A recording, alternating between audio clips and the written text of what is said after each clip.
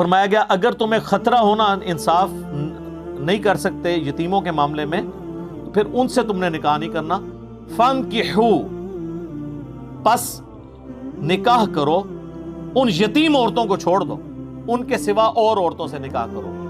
ما طاب لکم، جو تمہیں پسند آئیں، من النساء، عورتوں میں سے، مثنا و ثلاث و رباع، دو دو، تین تین، چار چار. یہ عربی میں بولنے کا یعنی ایک محاورتاً یوں بات بولی جاتی ہے. اب بعض لوگوں نے یہ دو دو کو جمع کر کے چار کیا، تین تین کو جمع کر کے 6 کیا، 10 ہو گئی، اور چار چار کو جمع کر کے 8 کیا، اور کہتے ہیں 18 بھی ہو سکتی ہیں. یہ نہیں، یہ عربی لنگوسٹک ہے. تو یہ جو ڈبل بولا گیا نا، اس کا مطلب ورنہ تو اللہ نے 18 ڈائریکٹ ہی کہہ دینا تھا. تو اللہ ہمارا دو دو کر لو، چلو 3 3 کر لو. اب اس کا 3 3 اگر میں کسی کو یار چلو یار 2 2 ہی لے لو تسی، اگر میں کچھ یار کھجوریں بانٹ رہے ہیں ایک ایک اور میں کہوں یار چلو 2 2 لے لو، تو اس کا یہ مطلب ہوگا کہ ہر بندے کو 4 4 دینی ہے. نہیں، مراد یہ ہے کہ چونکہ جمع پہ بات ہو رہی ہے کہ 2 2 ساروں کو دیجیے. میں کہوں یار چلو 3 3 لے لو، 3 3 لے کا مطلب یہ کہ 6 6 لے لو، نہیں، سب کو 3 3 دے دو. تو یہ وہ محاورتاً بات ہو رہی ہے. تو یتیم عورتوں کو چھوڑ کے تم کسی بھی عورت سے جو تمہاری محرم نہ ہو نکاح کر سکتے ہو. 2 3 اور 4 یہ حد لگا دی. لیکن ساتھ ہی کہا فَإِنْ خِفْتُمْ، لیکن اگر تمہیں یہ خوف ہو اللہ تعدلوا کہ تم ان میں انصاف نہیں کر سکتے، فَوَاحِدَةً، تو ایک ہی عورت پر اکتفا کرو، ایک ہی بیوی ہونی چاہیے اگر آپ کو یہ ڈر ہو جائے کہ آپ ان میں انصاف نہیں کر سکتے. ہاں انصاف کر سکو پھر 4 تک کی اجازت ہے، اور یہ 4 ایک وقت میں ہے. اگر کوئی فوت ہو گئی یا طلاق دے دی پھر ایک اور کر لی تو وہ 5ویں نہیں شمار ہوگی، وہ 4تھی ہوگی. ایک وقت میں 4 کر سکتے بشرطے کہ ان کے ساتھ انصاف کر سکتے. اس کانٹیکسٹ میں کئی احادیث موجود ہیں ابو داؤد کے اندر، ترمذی میں، مسند احمد میں. کئی مسلمان ہوئے جن کی 4 سے زیادہ شادیاں تھیں، تو نبی علیہ السلام نے پھر انہیں کہا کہ 4 رکھو، باقیوں کو طلاق دے دو، اپنا بیچ میں سے چوز کر لو کون سی 4 رکھنی ہے. 4 سے زیادہ نہیں تم رکھ سکتے ایک وقت کے اندر. ایک اگر انصاف کرنے میں تمہیں خطرہ ہے کہ نہیں کر سکو گے، ایک پر اکتفا کرو. تو اس سے اسلام کے ایک مزاج کا پتہ چلا کہ اسلام کہتا ہے کہ انصاف کی پرائورٹی ہے، انصاف کر سکو تو ایک سے زیادہ کرنی ہے. ورنہ انڈیا پاکستان میں تو جس نے ایک سے زیادہ کی ہے نا، خود بھی ذلیل ہوا ہے اور پورے معاشرے کو بھی اس نے ذلیل کرایا، الا ماشاءاللہ، کیونکہ انصاف نہیں ہوتا. اچھا یہ انصاف صرف ہے نانو نفقے میں، دلی رجحان میں انصاف نہیں، وہ تو ممکن ہی نہیں ہے کیونکہ دل پہ تو انسان کا کنٹرول نہیں. لیکن جتنے ظاہری معاملات ہیں، ایک کو جتنا ٹائم دینا ہے دوسری کو بھی اتنا ہی دینا ہے. ایک کو جتنا خرچہ لگایا ہے دوسری کا بھی اتنا لگانا ہے.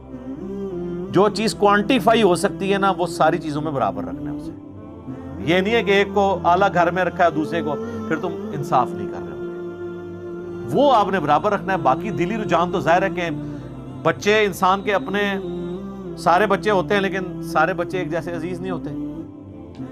کچھ زیادہ کسی سے محبت ہوتی، کسی سے کم ہوتی ہے، لیکن ہوتی سب سے ہی ہے. اس میں انسان کنٹرول نہیں کر سکتا. اسی طرح ایک بیوی جو ہے وہ خامند کو زیادہ رسپیکٹ دیتی ہے، زیادہ اچھے طریقے سے بیہیو کرتی ہے، آٹومیٹکلی اس کی محبت خامند کے دل میں زیادہ ہوگی. لیکن یہ نہیں کہ اب یہ اس کی محبت میرے دل میں زیادہ ہے تو میں اس کے ساتھ زیادہ اس نے سلوک کروں ایز کمپیئر ٹو دوسری بیوی کے، الا یہ کہ وہ بیوی خود اپنا کوئی حق معاف کر دے، وہ والا معاملہ الگ ہے.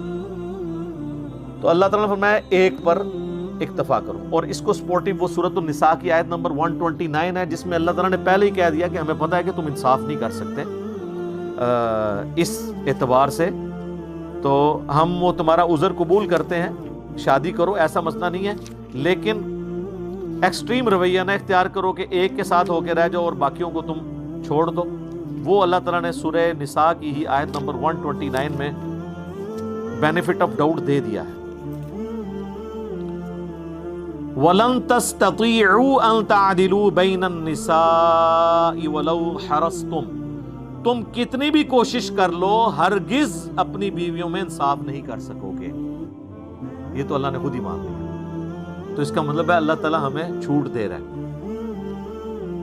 فَلَا تَمِيلُوا، بس ایک چیز کا خیال رکھو، فَلَا تَمِيلُوا كُلَّ الْمَيْلِ، فَتَذَرُوهَا كَالْمُعَلَّقَةِ، ایسا نہ کرنا کہ کسی ایک کی طرف ہی بہت جھک جاؤ اور دوسری جو ہے وہ سسپینڈڈ پوزیشن میں لٹکی رہے، نہ وہ شور والی ہے نہ بغیر شور والی ہے، ایک ہی کے پاس رہتے ہو دوسری کو سال ہزار پوچھتے ہی نہیں ہو، ایسے نہ ہو۔ تو اللہ تعالیٰ نے فرمایا کہ یہ ہمیں پتہ ہے کہ اس طرح کا انصاف نہیں ہو سکتا دلی محبت کا، لیکن جو دنیاوی طور پہ جتنی فیسلٹیز ہیں اس میں آپ نے انصاف کرنا ہے۔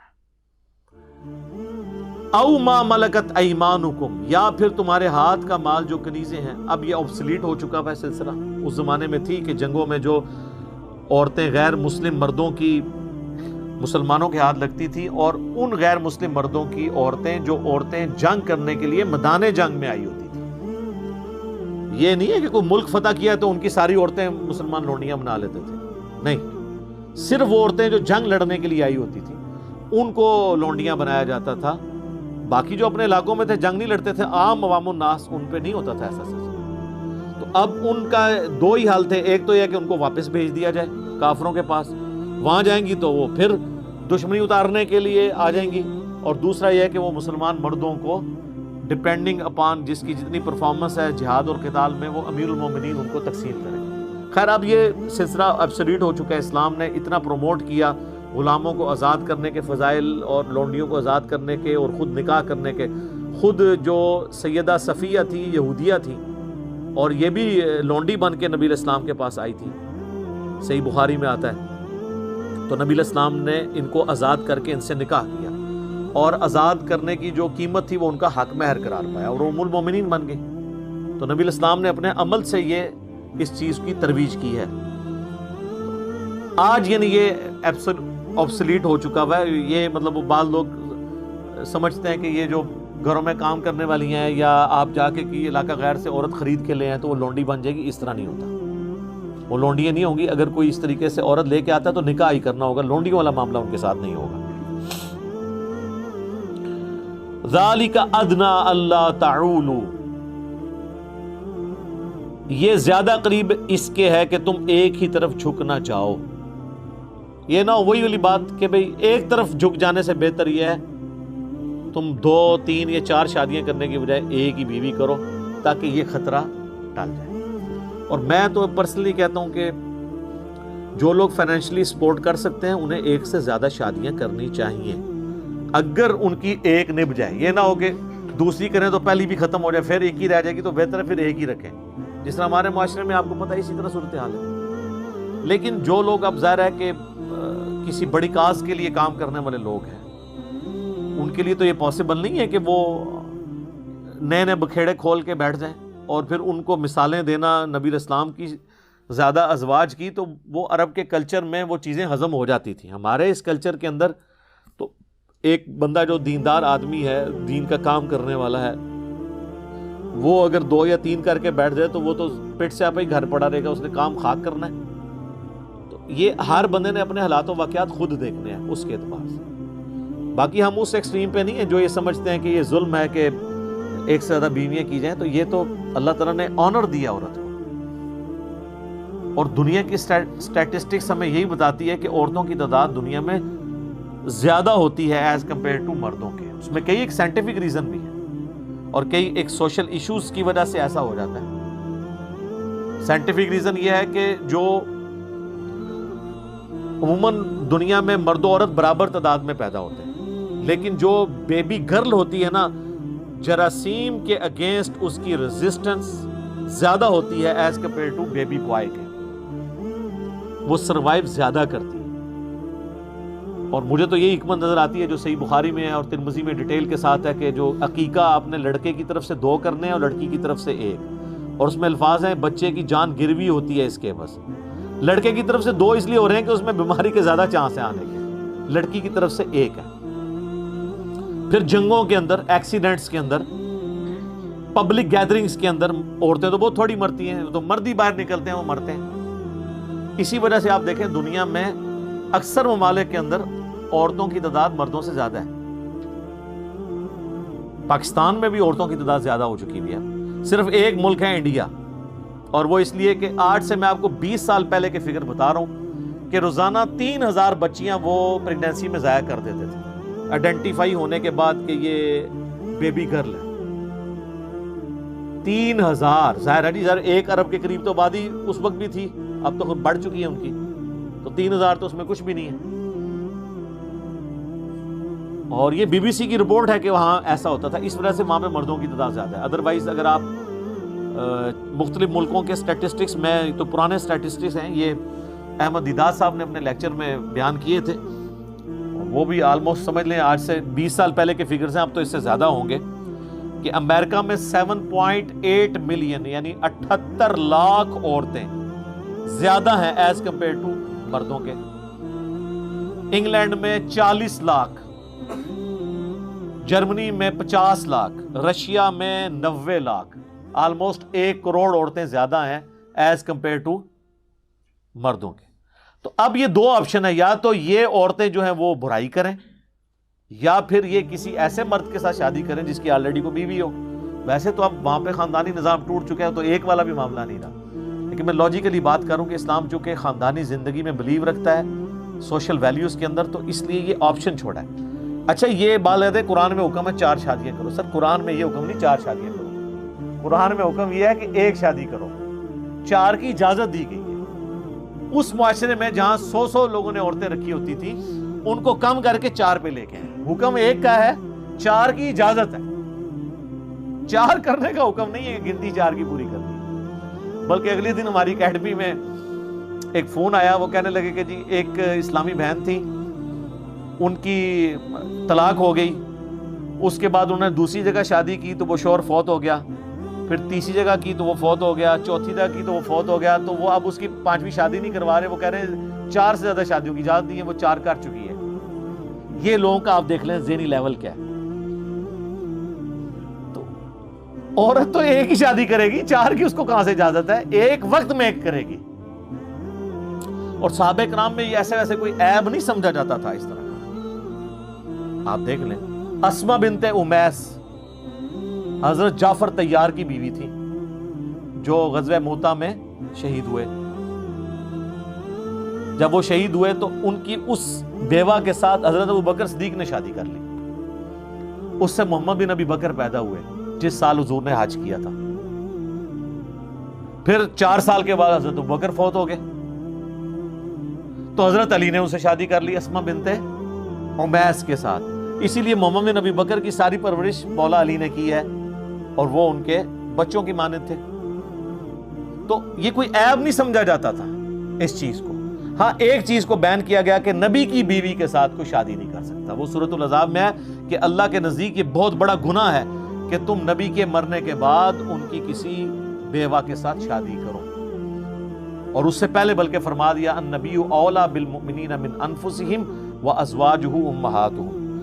نبی صلی اللہ علیہ وآلہ وسلم مومنین کی جانوں پر ان کی جان سے بڑھ کر حق رکھتے ہیں، اور ان کی بیویاں امت کی مائیں ہیں. اب چونکہ وہ ماں کا سٹیٹس ہے لہذا اب ان کے ساتھ شادی نہیں ہو سکتی. تو وہ اللہ نے ان کو ایک پروٹوکول دیا ہے، دنیا اور آخرت میں وہ نبی علیہ السلام کی ہی بیوی ہیں. یہ پروٹوکول صرف نبی کا ہے. یہ جو کہتے ہیں نا جی وہ شہید زندہ ہے تو شہید سے مانگ سکتے ہیں، تو ہم اگلی بات کرتے ہیں تو شہید کی بیوہ پھر شادی کیوں کر لیتی ہے اگر شہید زندہ ہے؟ تو جعفر طیار شہید ہوئے تھے نا، صحیح بخاری میں آتا ہے کہ ان کے 2 یہ بازو کٹ کے تھے، اللہ نے جنت میں ان کو 2 پر دیے جس میں وہ اڑتے ہیں، ٹھیک ہے نا. تو حضرت جعفر طیار جو مولا علی کے بھائی تھے، وہ شہادت کے بعد بھی زندہ تھے نا، ان کی شہادت تو کنفرم ہے نا، تو ان کی بیوہ نے شادی کو کر لی تھی حضرت ابوبکر کے ساتھ. تو یہ اہمی کہانیاں بنائی ہوئی ہیں. دنیا اور آخرت کے جو احکامات ہیں وہ بالکل ڈیفرنٹ ہیں. یہ نبی کا پروٹوکول ہے، اور وہ بھی اس وجہ سے نہیں کہ نبی آج بھی جو ہے وہ دنیا کی زندگی سے زندہ ہے، نہیں، وہ آخرت کی زندگی کے ساتھ ہیں. لیکن ان کی عزت یہ ہے کہ چونکہ ان کی نبی امت کا باپ ہوتا ہے روحانی طور پہ، ان کی بیویوں کو امت کی مائیں قرار دیا گیا. لیکن یہ یاد رکھیے گا وہ ماں ایسی ہے کہ اس سے پردہ ہے، ویسے ماں سے تو کوئی پردہ نہیں ہے. قرآن میں آیا کہ نبی کی بیویوں سے جو بات کرنی ہے وہ پردے میں کرنی ہے. کوئی چیز مانگنی ہے اور اپنی زبان بھی اے نبی کی بیویوں ایسی استعمال نہیں کرنی کہ کسی کے دل میں روگ ہو تو وہ کوئی برائی کا ارادہ کرے. سورۃ الاحزاب میں آتا ہے. اما عائشہ سے بھی اگر اصحاب رسول کو مسئلہ پوچھنے جاتے تھے یا تابعین تو وہ پردے میں جواب دیتی تھی. وہ آنری رشتہ ہے ماں کا. لیکن باقی سارے غیر محرم عورتوں والے احکام ہیں ان کے ساتھ، پردہ انہوں نے کرنا ہے. وہ ایک پروٹوکول ہے. باقی تو ظاہر ہے کہ پھر اللہ تعالیٰ نے یہ والا جو محرم رشتوں والا ایشو ہے یہ بہت کریٹیکل، اس کے اوپر جو ہے وہ حکم فرمائے ہوئے ہیں پردے کے اعتبار سے. نکاح جو ہے وہ سنت ہے، وہ ضرور کریں، لیکن اتنے ہی نکاح کریں جتنے آپ سنبھال سکتے ہیں، ورنہ جو ہے نا وہ اپنے لیے الٹا یہ نہ ہو کہ مصیبت کھڑی کرتے ہیں. یہاں تو جو بندہ کچھ کر نہیں رہا ہوتا کہتے تھا بیاہ کر، تاکہ پورے 2 خاندان کچھ کرنا شروع کر دیں، یعنی آپ لڑنا شروع کر دیں. سارے ویلے نوں جڑا موقع مل جائے اپنا کام کرنے کا. وہ کہتے ہیں جی ایک غریب آدمی آیا تو نبی علیہ السلام نے فرمایا شادی کرو، وہ اور غریب ہو گیا، پھر دوسری کرائی، پھر تیسری کرائی، چوتھی امیر ہو گیا. اس طرح کوئی امیر ہوتا ہے؟ سر بخاری مسلم دونوں میں حدیث ہے، اے نوجوانوں کے گروہ جس میں استطاعت ہے نا وہی نکاح کرے. نکاح کرنا تمہاری عفت اور عصمت کی حفاظت اور نگاہوں کو نیچے رکھنے کا ذریعہ ہے، اور اگر تم نکاح کی استطاعت نہ رکھو تو روزے رکھ کے اپنی شہوت کو ٹھنڈا کرو. یہ حدیث بخاری میں بھی ہے، مسلم میں بھی.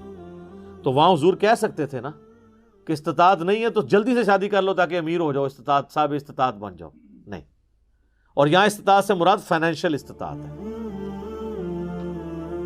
باقی اگر سیکچوئل استطاعت کا ہو تو وہ تو آلریڈی اس میں موجود ہے، تبھی تو کہا جا رہا ہے کہ روزے رکھو،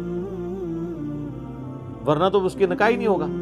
تو استطاعت ہو تو نکاح کرو، اور اگر استطاعت نہیں تو روزے کے ذریعے اپنی شہوت کو ایڈریس کرو.